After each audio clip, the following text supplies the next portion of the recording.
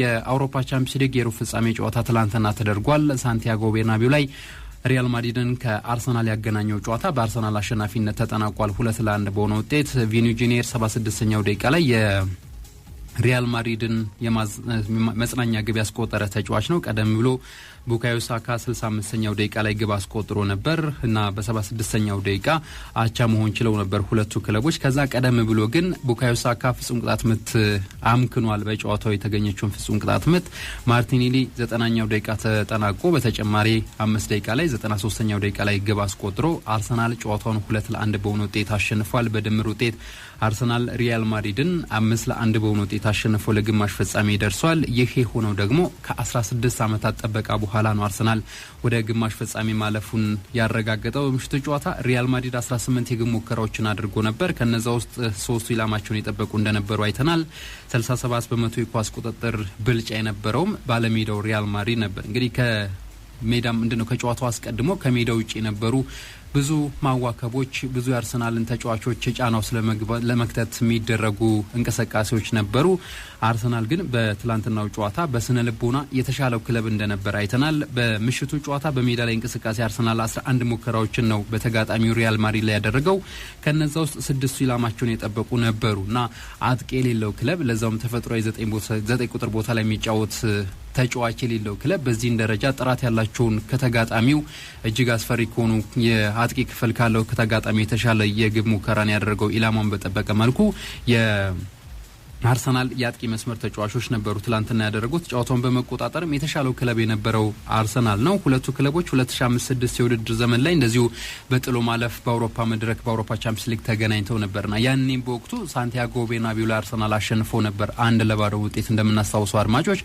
በቴሪ ኦነሪ ብቸኛ ግብ ነበር ያንን ጨዋታ ያሸነፈውና በመልሱ ጨዋታ ግን ኤምሬትስ ላይ 0-0 በሆነ ውጤት ተጠናቆ ጨዋታው አርሰናል በድምር ውጤት አሸንፎ ለሩብ ፍጻሜ እንደደረሰ እናስታውሳለን። ትላንትናም እንግዲህ በዚሁ መድረክ በሩብ ፍጻሜ ዳግም ቤርናቢው ላይ አርሰናል አሸንፏል። ከዛ በፊት ግን በትላንትናው ጨዋታ በተለይ በቫር የመልሶ እይታ የተሻሩ የግብ አጋጣሚዎቹ ነበሩ። ሪያል ማድሪዶች ግብ አስቆጥረው ነበር በኢምባፔ አማካኝነት፣ ግን ከጨዋታ ውጪ በሚል ምክንያት ግቡ ሳይጸድቅ ቀርቷል። አርሰናል እንግዲህ በሁለቱ ክለቦች በተለይም ደግሞ በሩብ ፍጻሜ ሲገናኙ ትላንትና በመድረኩ ለመጀመሪያ ጊዜ ነው። ያው በመድረኩ ብዙም የመገናኘት ታሪክ የላቸውም እውነት ለመናገር በመድረኩ እንዳላቸው ተሳትፎ በተለይ ሪያል ማድሪድ እንዳለው የረጅም ዓመታት የዋንጫው አሸናፊነት አርሰናል ጋር ብዙ የመገናኘት እድሉ አልነበራቸውም። ግን በተገናኙበት አጋጣሚ ሁሉ አንድም ጨዋታ ላይ ማሸነፍ አልቻለም። ያው 2 ጊዜ ተገናኝተዋል። በደርሶ መልስ ሲሆን 4 ጨዋታ እንደማለት ነው። ስለዚህ በአራቱ ጨዋታዎች ላይ ያለው ውጤት ደካማ ነው። ከዛ የሚበልጥ 7 ግቦች ተቆጥረዋል በሁለቱ ክለቦች የእርስ በርስ ግንኙነት ባለፉት 4 ጨዋታዎች 7 ግቦች ሲቆጠሩ 1 ግብ ብቻ ነው ትላንትና በአርሰናል መረብ ላይ በቪኒሲየስ ጁኒየር አማካኝነት ሪያል ማድሪድ ማስቆጠር የቻለው። አርሰናል 3-0 በሆነ ውጤት የመጀመሪያውን ጨዋታ አሸነፈ በዚህ ዓመት። ትላንት ደግሞ እንደዚሁ 2-0 ውጤት አሸንፎ ወደ ሩብ ፍጻሜ ወደ ግማሽ ፍጻሜ የገባበት ውጤት ሆኗል። በትላንትናው ጨዋታ አርሰናል በሪያል ማድሪድ ላይ ብልጫ የወሰደባቸው ነጥቦች በተወሰነ መልኩ ለማንሳት ያክል በደጋፊዎች ድባብ ጫና ውስጥ ለመክተት ሲደረግ ነበር። የአርሰናል ተጫዋቾች ግን በዛ ጫና ውስጥ አልወደቁም የአርሰናል ተጫዋቾች። ከዛ ውጭ ተጫዋቾች ትኩረታቸውን እንዳላጡ በሜዳ ላይ እንቅስቃሴ ተመልክተን ነበር። እንግዲህ ትላንቱን የአርሰናልና ሪያል ማድሪድ ጨዋታን ቀደም ብሎ ከሜዳ ውጪ የነበረውን እንቅስቃሴ የተመለከተ ተመልካች መቼም በተለይ የአርሰናል ደጋፊዎች ልባቸው በፍርሃት ሊሬድ እንደሚችል ምንም ጥያቄ የለውም። ግን ያንን አልተመለከትንም በተጫዋቾቹ ላይ። እያንዳንዱ በሜዳ ላይ የነበራቸው ጨዋታ እንቅስቃሴ ይሄ ጫና ውስጥ እንዳልከተታቸው ስንመለከት ነበር። ከዛ ውጪ በአእምሮና አካል ብቃት ዝግጁነታቸው ከፍ ያለ እንደነበር በትላንትናው ጨዋታ ተመልክተናል። ምናልባት በቻምፒየንስ ሊግ በዘመን አርሰን ቬንገርም አርሰናል በተደጋጋሚ ሩብ ፍጻሜ ከዛ ውጪ የግማሽ ፍጻሜ ተሳትፎ ታሪክ እንዳለውም እናውቃለን። ግን በሚያደርጋቸው እያንዳንዱ ጨዋታ በአካል ብቃት ሊበለጥ ይችላል። ከዛ ውጪ በአእምሮ በብዙ የሚበለጥበትን የጨዋታ አጋጣሚ ተመልክተን ነበር። የሚኬል አርቴታው አርሰናል ግን የሚለየው በዚህ የአካል ብቃትና የአእምሮ ዝግጁነት ነው። በእያንዳንዱ ጨዋታ ግብ ይቆጠርበትም መልሶ ግብ ለማስቆጠር እንደሚችል በእያንዳንዱ የጨዋታ እንቅስቃሴ ስንመለከት ነበር። በአውሮፓ ቻምፒየንስ ሊግ ብቻ ሳይሆን ሊጉም በተለያዩ ትልልቅ መድረኮች ላይ አርሰናል የተሻለ የአእምሮ ጥንካሬ እንዳለው እየተመለከተ ነው የምንገኘው። ይሄ ደግሞ የአርሰናል የአሰልጣኝ የቡድን አባላት ይህንን እያደረጉ እንዳለ እየተመለከተ ነው የምንገኘው። በምሽቱ ጨዋታ የሪያል ማድሪድ የአጥቂ ክፍልን እስኪ በዚህ ውድድር ዓመት ያለውን ቁጥር እንመልከት። እንግዲህ ሁለቱ በተለይ በማጥቃትና በመከላከል ሊነጻጸሩ ይችል ይሆናል እንጂ በየቦታ ካነጻጸርናቸው ፍጹም የማይገናኙ እና በተለያየ የመራራቅ ደረጃ ላይ የሚገኙ ናቸው። ኪሊያን ምባፔ ቪኒ ጁኒየር እንደዚሁ ሮድሪጎና ቤሊንግሃምን የሚያጣምረው የሪያል ማድሪድ አጥቂ ክፍል በአጠቃላይ 78 ግቦችን አስቆጥሯል። በዚህ ውድድር ዓመት ኪሊያን ምባፔ ለብቻው 32 ግቦችን አስቆጥሯል። በሁሉም ውድድሮች ቪኒ ጁኒየር 21 ግቦችን አስቆጥሯል። ሮድሪጎ እንደዚሁ 14 ግቦችን አስቆጥሯል። ቤሊንግሃም ከነሱ ጀርባ ሆኖ ሁሉን ነገር ለነሱ የሚያመቻቸው ተጫዋች 11 ግቦችን አስቆጥሯል። የግብ ተሳትፏቸው ሳይሆን እንዳጠቃላይ ያስቆጠሯቸው ግቦች ብቻና በድምሩ 78 ግቦችን ያስቆጠረ የአጥቂ መስመር ተጫዋቾች ያሉት እና የአጥቂ ክፍል ያለው ክለብ ነው።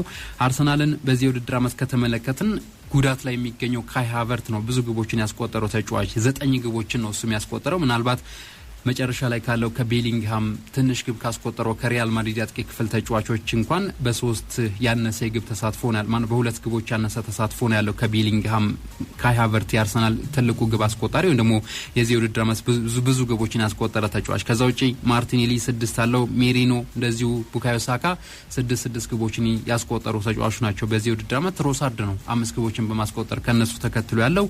በአጠቃላይ ብንደምረው 32 ነው የአምስቱ ተጫዋቾች እና ቢደመርና ቢካፈል ከሪያል ማድሪድ ያጥቂ ክፍል በግማሽ እንኳን የማይደርስ ነው የአርሰናል ግብ የማስቆጠር ንጻሬ በዚህ ውድድር ዓመት ያጥቂ ክፍሉ። ስለዚህ እንደዚህ አይነት በተቃራኒ ደረጃ ላይ የሚገኙ ግን ደግሞ በዚህ በተለይ በዘመናዊ እግር ኳስ ያጥቂ መስመሮች ተጫዋቾችን ብቻ ጠብቆ ግብ እንደማይገኝ በአርሰናል ማየት የሚቻል ይመስለኛል። ትላንትና የተሳካ ምሽትን ነበር ያሳለፈው አርሰናል። ሚኬል አርቴታ ከጨዋታው አስቀድሞ ተደጋጋሚ ሲያነሳ እንደነበረው ጨዋታው በኤምሬትስ አላለቀም፣ ቤርናቢው ላይ ትልቅ ፈተና ይጠብቀናል፣ ለዛ ዝግጁ መሆን አለብን የሚል ሐሳብ ሲያነሳ ነበር። ትላንትና ተጫዋቾቹ ከሁሉም ነገር ርቀው ትኩረታቸውን ጨዋታ ላይ በማድረግ ጨዋታውን በአሸናፊነት ተወጥተዋል። ዴክላን ራይስ የጨዋታው ኮከብ ነበር። በመጀመሪያው የኤምሬትሱ ጨዋታም እንደዚሁ የጨዋታው ኮከብ ተብሎ እንደተመረጠ እናስታውሳለን። ትላንትና ግብ አያስቆጥርም፣ ግን ለግቡ መገኘት እንደዚሁ ደግሞ ጨዋታው ለመቆጣጠር በተለይ አርሰናል የጨዋታ ብልጫ እንዲኖረው በሜዳ ክፍል ይሄ የሜዳ ላይ እንቅስቃሴውን ወደ አርሰናል በማምጣትና የጨዋታ ቁጥጥር ብልጫ እንዲኖረው ዴክላን ራይስ ትልቁን ሚና ተወጥቷል። ትላንትና በነበረው የጨዋታ እንቅስቃሴ አርሰናል 2-1 በሆነ ውጤት በማሸነፍ በድምር ውጤት 5-1 በሆነ ውጤት ሪያል ማድሪድን አሸንፎ ከ16 ዓመታት በኋላ ለግማሽ ፍጻሜ መብቃቱን አረጋግጧል። በሌላኛው የቻምፒየንስ ሊግ ጨዋታ ኢንተር ሚላን ከባየር ሙኒክ ያደረጉት ጨዋታ ትላንትና 2-2 በሆናቸው ውጤት ነው የተጠናቀቀው። ላውታሮ ማርቲኔዝ 58ኛው፣ ቤንጃሚን ፓቫ 61ኛው ደቂቃ ላይ ለኢንተር ግቦችን አስቆጥረዋል። ሃሪኬን 52ኛው ላይ እንደዚሁም ኤሪክ ዳየር 76ኛው ደቂቃ ላይ የሙኒክን ግቦች ያስቆጠሩ ተጫዋቾች ናቸው። በድምር ውጤት ኢንተር ሙኒክን 4-3 አሸንፎ ለግማሽ ፍጻሜ ደርሷል። በግማሽ ፍጻሜው አርሰናል ከፓሪስ ሰን ዠርማን፣ ኢንተር ሚላን እንደዚሁ ባርሴሎና ጋር የሚያደርጉ ጨዋታ ይጠበቃል። የእንግሊዝ ፕሪሚየር ሊግ የ29ኛ ሳምንት አንድ ተሳካይ ጨዋታ ትላንትና ተደርጎ ነበር። ኒውካስል ዩናይትድ ክሪስታል ፓላስን 5-0 በሆነ ውጤት አሸንፏል። ጃኮብ መርፊ እንደዚሁም ማርክ ጉዌ በራሱ ላይ፣ ሃርቪ ባርነስ እንደዚሁ ፋቢያን ሻርና አይዛክ ግቦችን አስቆጥሯል። አሌክሳንደር አይዛክ 20ኛ ግቡ ላይ ደርሷል። በመሐመድ ሳላ በ7 ይበለጣል። በሃላንድ እንደዚሁ 21 ባለው የማንቸስተር ሲቲ አጥቂ በአንድ ግብ ብቻ ተበልጦ አሁን ለከፍተኛ ግብ አስቆጣሪነቱን እየተፎካከረ ይገኛል። ኒውካስል በሁሉም መመዘኛ የተሻለው ክለብ ነበር በምሽቱ ጨዋታ። ውጤቱ ተከትሎ ኒውካስል ዩናይትድ በ59 ነጥብ 3ኛ ነው። ክሪስታል ፓላስ በ43 ነጥብ እንደዚሁ 12ኛ ደረጃ ላይ ተቀምጧል። ትላንትና ለኒውካስል ዩናይትድ አስፈላጊ ጨዋታ ነበር። ማሸነፉንም ተከትሎ እንደዚሁ 3ኛ ደረጃን ከኖቲንጋም ፎረስት የተረከበበት ውጤት ሆኗል። የአውሮፓ ሊግ የሩብ ፍጻሜ መልስ ጨዋታዎች ዛሬ ይደረጋሉ። ማንቸስተር ዩናይትድ በኦልድ ትራፎርድ ሊዮንን ምሽት 4 ሰዓት ይገጥማል። የመጀመሪያው ጨዋታ እንደምናስታውሰው ፈረንሳይ ላይ 2-2 በሆናቸው ውጤት ተጠናቆ ነበር። ፍራንክፈርት ከቶትናም ጀርመን ላይ የሚያደርጉ ጨዋታ በተመሳሳይ ይደረጋል። የመጀመሪያው ጨዋታ 1-1 በሆነ ያቻ ውጤት ነበር የተጠናቀቀው። ላዚዮ ቦዶ ግሌምትን ጣሊያን ላይ የሚገጥምበት ጨዋታ ይጠበቃል። የመጀመሪያው ጨዋታ በቦዶ ግሌምት 2-0 አሸናፊነት ተጠናቋል። አትሌቲክ ቢልባኦ እንደዚሁ ከሬንጀርስ የሚያደርጉት ጨዋታ ምሽት 4 ሰዓት ላይ ከሚደረጉ የዩሮፓ ሊግ የሩብ ፍጻሜ ጨዋታዎች መካከል ነው። የመጀመሪያው ጨዋታ ግብ ሳይቆጠርበት ነበር 0-0 የተጠናቀቀው። በእንግሊዝ ፕሪሚየር ሊግ የ29ኛ ሳምንት አንድ ጨዋታ ትላንትና ምሽት ተደርጎ ነበር። ሴንት ጄምስ ፓርክ ላይ ኒውካስል ዩናይትድን ከክሪስታል ፓላስ ያገናኘው ጨዋታ ፍጹም በሆነ በኒውካስል ዩናይትድ የበላይነት ተጠናቋል። 5-0 ውጤት ይህንን ጨዋታ አሸንፈዋል። ካይ መርፊ ጃኮብ መርፊ፣ ማርክ ጉዌ በራሱ ላይ፣ ሃርቪ ባርነስ እንደዚሁ ፋቢያን ሻርና አይዛክ ግቦችን አስቆጥረዋል። አሌክሳንደር አይዛክ ስዊድናዊው ትውልድ በዜግነት ኤርትራዊ በትውልድ ኤርትራዊ እንደዚሁ ከኤርትራ የዘር ሀረጉ የሚመዘዘው ተጫዋች 20ኛ የፕሪሚየር ሊግ ግቡን አስቆጥሯል እና በከፍተኛ ግብ አስቆጣሪ ተፎካካሪነቱም ውስጥ ቀጥሏል። 27 ግቦች አሉት መሐመድ ሳላ። ከዛ ውጪ ሃላንድ እንደዚሁ 21 ግቦችን ይዞ ይከተላል። ሶስተኛው ከፍተኛ ግብ አስቆጣሪ ደግሞ አሌክሳንደር አይዛክ ሆኗል። ኒውካስል በሁሉም መመዘኛ በትላንትናው ጨዋታ ብልጫ ነበረው። ውጤቱን ተከትሎም 59 ነጥቦች ላይ ደርሷል። ኒውካስል በቀጣዩ ውድድር ዓመት በአውሮፓ ቻምፒየንስ ሊግ የመሳተፍ ህልሙን ለማሳካት ምናልባት በቀሪዎቹ ሳምንታት ላይ ጥቂት የሚባሉ ነጥቦችን ማግኘት በቂው ሊሆን ይችላል። ከኖቲንጋም ፎረስት ሶስተኛ ደረጃን ተቀብሏል። ትላንትና ክሪስታል ፓላስ በሳምንቱ እንግዲህ 10 ግቦች ተቆጥሮበታል በተከታታይ በአራት ቀናት ልዩነት። ባለፈው ቅዳሜ በማንቸስተር ሲቲ እንደዚሁ 5 ግቦች ተቆጥሮበት እንደተሸነፈ እናስታውሳለን። 12ኛ ደረጃ ላይ ተቀምጧል። የአውሮፓ ሊግ ሩብ ፍጻሜ ጨዋታዎች ዛሬ ይደረጋሉ። ማንቸስተር ዩናይትድ ከሊዮን ምሽት 4 ሰዓት የሚያደርጉት ጨዋታ ይጠበቃል። የመጀመሪያው ጨዋታ 2-2 በሆናቸው ውጤት መጠናቀቁ እናስታውሳለን። በእርግጥ ከሜዳ ውጪ ግብ ማስቆጠር ወይም ደግሞ ምንም ነገሮች ማድረግ ላያስፈልግ ይችል ይሆናል። ማሸነፍና የጎል ንጻሬው በመልሱ ጨዋታ ላይ ሊያገለግል ይችል ይሆናል እንጂ ከሜዳ ውጪ ግብ አስቆጠርሽ አላስቆጠርሽ ብዙ ግብ ሆናል አይደለም። ትርጉሙ ማሸነፍ ነው። በዚህኛው በአዲሱ የአውሮፓ ህግ ማለት ነው። 2-2 በሆናቸው ውጤት ተጠናቋል። በዛሬው ጨዋታ ላይ አንድሬ ኦናና ወደ ግብ ጠባቂነቱ ይመለሳል ተብሎ ይጠበቃል። በሳምንቱ አጋማሽ በሊጉ በኒውካስል በተሸነፉበት ጨዋታ የግብ ጠባቂ ለውጥ አድርገው እንደነበር እናስታውሳለን ሩበን አሞሪም። ዛሬ ግን በግብ ጠባቂነት አንድሬ ኦናና ይሰለፋል ብለዋል። ፍራንክፈርት ከቶትናም ምሽት 4 ሰዓት የሚደረግ ሌላኛው የሩብ ፍጻሜ መልስ ጨዋታ ነው። 1-1 ነው የመጀመሪያው ጨዋታ የተጠናቀቀው። ላዚዮ ከቦዶ ግሊምት ሌላኛው ተጠባቂ ጨዋታ ነው። በመጀመሪያው ጨዋታ የኖርዌዩ ክለብ 2-0 ውጤት አሸንፏል። ስለዚህ ከተጋጣሚው የተሻለ ወደ ቀጣዩ ዙር የማለፍ እድልን ይዞ ነው ዛሬ ጨዋታውን የሚያደርገው። አትሌቲክ ቢልባኦ ከሬንጀርስ ከዜሮ ነው የሚጀምሩት። ምክንያቱም የመጀመሪያው ጨዋታ 2-0 የተጠናቀቀ መሆኑን ተከትሎ በዩሮፓ ኮንፈረንስ ሊግ ሩብ ፍጻሜ ጨዋታዎችም ተደርገው ነበር። ቼልሲ ይደረጋሉ ዛሬ። ቼልሲ ሌጋ ቫርሶቭን ወደ ፖላንድ አቅንቶ ባለፈው ሳምንት 3-0 አሸንፎ እንደተመለሰ እናስታውሳለን። ዛሬ በስታንፎርድ ብሪጅ 3-0 የበላይነትን ይዞ ነው ጨዋታውን የሚያደርገው። አቻ መውጣት በጠባብ የግብ ልዩነት መሸነፍ ቼልሲን ለሩብ ፍጻሜ ለግማሽ ፍጻሜ የሚያበቃው ይሆናል። ፊዮሬንቲና ከሴሊያ ከስሎቫኒያው ክለብ ጋር የሚያደርጉ ጨዋታም እንደዚሁ ይጠበቃል። የመጀመሪያው ጨዋታ በጣሊያኑ ክለብ ፊዮሬንቲና 2-1 አሸናፊነት የተጠናቀቀ ነው። ከዛ ውጪ ራፒድ ቬና ከጆርጌንስ የሚያደርጉት ከስዊድኑ ክለብ ጋር የሚያደርጉትም ጨዋታ በዩሮፓ ኮንፈረንስ ሊግ የሩብ ፍጻሜ ምስ ጨዋታ ይጠበቃል። የኢትዮጵያ ፕሪሚየር ሊግ 25ኛ ሳምንት ጨዋታ ትላንትና ተደርገዋል። የ25ኛ ሳምንት የመጨረሻ ቀን ጨዋታዎች ናቸው ትላንትና የተደረጉት። ግን አንደኛው ጨዋታ አልተደረገም። በእርግጥ በሐዋሳ በጣለው ከባድ ዝናብ ምክንያት ወደ ሌላ ጊዜ ተላልፏል ጨዋታው።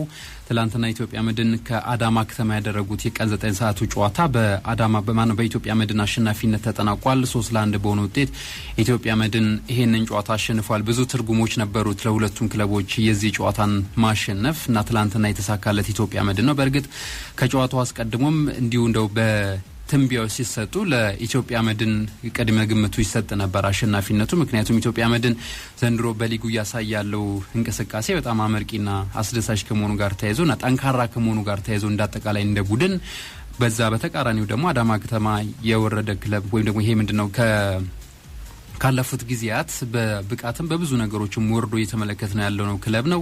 ስለዚህ ቀድሞ ከጨዋታው በፊት በሚሰጡ ግምቶች ኢትዮጵያ መድን ተቸግሮም ቢሆን እንኳን ምናልባት እንደው የአዳማ ከተማ ጥንካሬ ካለ ተቸግሮም ቢሆን እንኳን ኢትዮጵያ መድን ጨዋታውን ያሸንፋል ተብሎ ሲገመት ነበር። እንደተባለውም እንግዲህ 3 ግቦችን አስቆጥሮ ኢትዮጵያ መድን ያን ያክል እንደተፈራው ሳይቸገርም ጭምር ነው ጨዋታውን 3-1 በሆነ ውጤት ያሸነፈው። መሐመድ አበራ፣ ሃይደር ሸረፋና ያሬድ ካሳዬ የኢትዮጵያ መድንን የአሸናፊነት ግቦች ያስቆጠሩ ተጫዋቾች ናቸው። ስንታየው መንግስቱ ደግሞ አዳማ ከተማን ከባዶ መሸነፍ ያዳነች ብቸኛ ግብ ያስቆጠረ ተጫዋች ነው። ኢትዮጵያ መድን የአመቱን 14ኛ ድል ነው ትላንትና ያሳካው እና በሱ ደረጃ ብዙ ጨዋታዎችን ያሸነፈ ክለብ የለም እና ትላንት የዚህኛውን ድል ማግኘቱን ተከትሎ የሊግ መሪነቱን የበለጠ ያጠናከረበት ውጤት ሆኗል። 48 ነጥቦች ላይ ደርሷል። ተከታይ ኢትዮጵያ መድን ጋር ያለ ልዩነት ወደ 9 ሰፍቷል እና ያው በኢትዮጵያ ፕሪሚየር ሊግ ምናልባት 2 ተከታታይ ጨዋታዎች ላይ ነጥብ ቢጣል ተከታይ ላይ ያለው ክለብ ሊደርስበት ይችላል። ስለዚህ አሰልጣኙም ከጨዋታው በኋላ የሰጡት አስተያየት ከዚሁ ጋር የሚቀራረብ ሀሳብ ነው። አሰልጣኝ ገብረመድህን ኃይሌ ከጨዋታው መጠናቀቅ በኋላ በአስቸጋሪ የአየር ሁኔታ ውስጥ ነበር ጨዋታውን ያደረግነው እና በተለይም ደግሞ ያገኘናቸውን አጋጣሚዎች በአግባቡ መጠቀማችን እንዳንቸገር አድርጎናል የሚል ሀሳብ አንስተዋል። አሁን በመካከላችን በተለይ ከኢትዮጵያ ቡና ጋር ከተከታዩ ክለብ ጋር ያለ የነጥብ ልዩነት 9 ነው። ግን ያን ያክል የሚያኮራራ አይደለም። ቀሪ 11 ሳምንታቶች አሉ። በእነዚህ ላይ ትኩረታችንን አድርገን ጨዋታዎችን ማሸነፍ ይጠበቅብናል፣ የተሻሉ ነጥቦችን መሰብሰብ ይገባናል የሚል ሀሳብ አንስተዋል። አዳማ ከተማ የአመቱ 12ኛ ሽንፈቱ ነው ትላንትና በ21 ነጥብ አሁንም ወራጅ ቀጠና ውስጥ 16ኛ ደረጃ ላይ ያለ ክለብ ነው። ምናልባት ቅርብ አመታት ኢትዮጵያ አዳማ ከተማ በኢትዮጵያ ፕሪሚየር ሊግ ከሚሳተፉ ክለቦች በጣም አስቸጋሪው በተለይ በመከላከል ክለቦች ግብ ሊያስቆጥሩበት የማይችሉ ጠንካራ የመከላከል አደረጃጀት ያለው ክለብ እንደሆነ ይታወቃል። በተለይ በቀድሞ አሰልጣኙ ይታገሱ እንዳለ በጣም ጠንካራ የመከላከል አደረጃጀት ያለው ክለብ እንደሆነ ለትልልቆቹ ክለቦችም ፈታኝ ነጥብ የሚያስጥልና ብዙዎቹ ከአዳማ ጋር መጫወት የማይፈልጉ በተለይ መሪ ስፍራ ላይ የሚገኙ ክለቦች ከአዳማ ጋር በሚያደርጉት ጨዋታ ያስተላለፍ የተጫዋች ለውጥ ሁላ የሚያደርጉበት ክለብ እንደነበር ስንመለከት ነበር ባለፉት የኢትዮጵያ ፕሪሚየር ሊግ አመታት ላይ። ግን ትላንትና በዚህኛው ውድድር አመት ብቻ ሳይሆን ትላንትናም በእጅጉ የተቀዛቀዘውን የተዳከመውን አዳማ ከተማ ተመልክተናል። ወራጅ ቀጠና ውስጥ ካሉ ክለቦች ከከሱ ጋር በነጥብ የሚቀራረቡ ክለቦች ሆነዋል። ለወራጅ ቀጠና የቀረበ ከወራጅ ቀጠና በላይ ካሉት ይልቅ ለወራጅ ቀጠና እንደነ ወልዋሎ አዲግራት ዩኒቨርሲቲና ሱል ሽረ የቀረበ ነጥብ ነው ያለው። ለምሳሌ በ26ኛ ሳምንት በቀጣይ ሳምንት በሚደረጉ ጨዋታዎች ሱል ሽረና ወልዋሎ አዲግራት የሚያሸንፉ ከሆነ በተለይ ሱል ሽረ የሚያሸንፍ ከሆነ እና አዳማ ከተማ የሚሸነፍ ከሆነ ደረጃ ለውጦች ይኖራሉ። አዳማ ከተማ ወደ 17ኛ ደረጃ ይወርዳል። እንደዚሁ ሱል ሽረ ደግሞ የሚያሸንፍ ከሆነ አዳማ ከተማን በልጦ የሚቀመጥበት አጋጣሚ ይፈጠራልና ያ የሚሆነው ግን ሁለቱም በተለይ የአዳማ ከተማ የጨዋታ ውጤት የማይስተካከል ከሆነ ነው። አብዲ ቡሉ ከጨዋታው በኋላ አስተያየታቸውን ሰጥተው ነበር። በተለይ የአዳማ ከተማ አሰልጣኝ ማለት ነው በጨዋታው ያገኘነውን አጋጣሚ አለመጠቀማችን ዋጋ አስከፍሎናል። በመጀመሪያው 45 የነበረንን ጥሩ የሚባል የጨዋታ እንቅስቃሴ በሁለተኛው አጋማሽ መድገም አልቻልንም። ለተጋጣሚዎቻችን ስህተቶችን ስንፈጥርና እድሎችን ስንፈጥር ነበር። ያ ዋጋ አስከፍሎናል። በቀጣይ መርሃ ግብሮች አሻሽለን በሊጉ ለመቆየት የተቻለንን ሁሉ እናደርጋለን የሚል ሀሳብ አንስተዋል። ድሬዳዋ ከተማ ከኢትዮ ኤሌክትሪክ ሊያደርጉት የነበረው ጨዋታ ቀደም ሲል መግቢያችን ላይ እንዳነሳሁት በከባድ ዝናብ ምክንያት የተራዘመ ተጫዋች ሆኗል። እንግዲህ ወቅቱ የኢትዮጵያ የበልግ ወቅት የሚገባበት ወይም ደግሞ የበልግ ወቅት ነው። ስለዚህ በተለያዩ አካባቢዎች ከፍተኛ የሆነ ዝናብ ይዘንባል። እንግዲህ በሐዋሳም ባለፉት አመታት ተመልክተናል ከፍተኛ የሆነ ዝናብ ጨዋታዎችን ሲያራዝም። ያ ደግሞ በዋናነት እንግዲህ በተደጋጋሚ ስናነሳ የነበረው የሜዳ ችግር እንደሆነ ይታወቃል። ትላንትና በዚህ ከባድ ዝናብ ምክንያት የድሬዳዋ ከተማና ኢትዮ ኤሌክትሪክ ጨዋታ ተራዝሟል። ወደ ኢትዮጵያ ከፍተኛ ሊግ ጉዳዮች ልለፍ። በኢትዮጵያ ከፍተኛ ሊግ ምድብ ሀ 22ኛ ሳምንት ጨዋታዎች ተደርገዋል። ቤንች ማጂቡና ከእንጅባራ ከተማ 1-0 ውጤት በቤንች ማጂቡና አሸናፊነት ተጠናቋል። ማን ያዘዋል ካሳ ግቧን ያስቆጠረ ተጫዋች ነው። ሸገር ከተማ ጋሞ ጨንቻን በተመሳሳይ 1-0 ውጤት አሸንፏል። ያሬድ መኮንን ብቸኛዋን የሸገር ከተማን ግብ ያስቆጠረ ተጫዋች ነው። ዱራሜ ከተማ ከወልቂጤ ከተማ ያደረጉት ጨዋታ 1-1 በሆናቸው ውጤት ተጠናቋል። ይሄ ጨዋታ መርሃ ግብር ማሙያነት ያለፈ ትርጉም የለውም ለሁለቱም ክለቦች። ወደ አንደኛ ሊግ መውረዳቸውን ተከትሎ ዱራሜ ከተማ መሪሁን መንቴ ግቧን ያስቆጠረ ተጫዋች ነው። ለወልቂጤ ከተማ ደግሞ ጌትነት ተስፋዬ ግቧን አስቆጥሯል። በተለይ በመጨረሻዎቹ የኢትዮጵያ ከፍተኛ ሊግ መርሃ ግብሮች ላይ ጌትነት ተስፋዬ ለወልቂጤ ከተማ ብዙ ግቦችን ያስቆጠረ ያለ ተጫዋች ነው። ምንም እንኳን ክለቡ ወደ አንደኛ ሊግ ቢወርድም ነቀምቴ ከተማ ደደቢትን 2-0 ውጤት አሸንፏል። ተለዋቅ ተስፋዬና ታረቀኝ ታደሰ ግቦችን ያስቆጠሩ ተጫዋች ናቸው ለነቀምቴ ከተማ። ከምድብ የ21ኛ ሳምንት ጨዋታዎች እንደዚሁ ተደርገው ነበር። ቦዲቲ ከተማ ሱሉልታ ክፍለ ከተማን 3-2 በሆነ ውጤት አሸንፏል። በእርግጥ በምድቡ አንድ ጨዋታ ነው ትላንትና የተደረገው። ኪሩቤል አበባ፣ ሳምሶን ቆልቻ እንደዚሁ ቸርነት ኦርጂኖ ግቦችን ያስቆጠሩ ተጫዋች ናቸው ለቦዲቲ ከተማ አሸናፊ ሲሆን ለሱሉልታ ክፍለ ከተማ ደግሞ ሀብታሙ ወርቁና አብዱል መጂድ ሁሴን ናቸው በፍጹም ቅጣት ምትና በጨዋታ ያስቆጠሩት። ዛሬ በኢትዮጵያ ከፍተኛ ሊግ የምድብ የ21ኛ ሳምንት ሁለት ጨዋታዎች ይደረጋሉ። አዲስ አበባ ዩኒቨርሲቲ ከንብ 7 ሰዓት ላይ እንደዚሁ አክሱም ከተማ ከሀላባ ከተማ ቀን 9 ሰዓት ላይ የሚያደርጉት ጨዋታ ይጠበቃል። አዲስ አበባ ዩኒቨርሲቲ ከንብ በሚያደርጉት ጨዋታ የበለጠው የዚህ ጨዋታ ግዘፍነት ትኩረት የሚነሳው ወይም የሚያስፈልገው ለንብ ነው። ምክንያቱም ወደ ኢትዮጵያ ፕሪሚየር ሊግ የማደግ እድሉ ካላቸው ክለቦች መካከል አንደኛው ንብ ነው። በ36 ነጥብ 3ኛ ደረጃ ላይ ተቀምጧል። አክሱም ከተማ ከሀላባ ከተማ በሚያደርጉት የቀን 9 ሰዓት ጨዋታም እንደዚሁ እጅግ አስፈላጊ የሚሆነው ለሀላባ ከተማ ነው። ጨዋታው 36 ነጥቦችን ይዞ 4ኛ ደረጃ ላይ የሚገኝ ክለብ ነው። በሂሳባዊ ስሌት አሁንም ወደ ኢትዮጵያ ፕሪሚየር ሊግ የማደግ እድሉ ካላቸው ክለቦች መካከል አንደኛው ነው። ምንም እንኳን ባለፈው ሳምንት እድሉን የበለጠ ለነገ ሊያሳርፉ ቢሰጥ ማለት ነው ሀላባ ከተማ። ስለዚህ የሁለቱ የጨዋታዎች ዛሬ የሚጠበቁ ይሆናል።